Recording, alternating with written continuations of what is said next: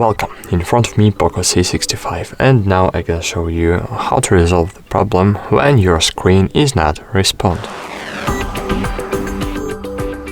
So if you have broke your screen and after that your screen is not responding, so unfortunately I can't help you. You just need to take advice to the customer service.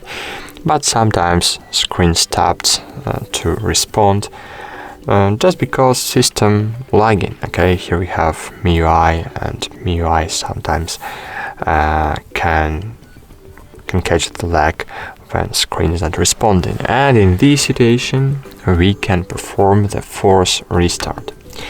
To force restart your device, you need to press and hold together power and volume up buttons. Press it until 10 seconds. Then wait a while and release both keys only when you will see Poco logo on your screen. Here you see the Poco recovery mode, and now we just need to reboot our device.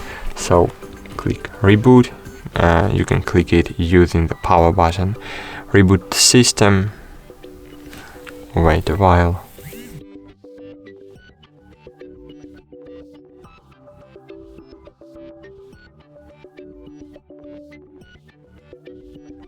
Fine, that's it. Thanks for watching. Like this video, subscribe to our channel, and bye. See you.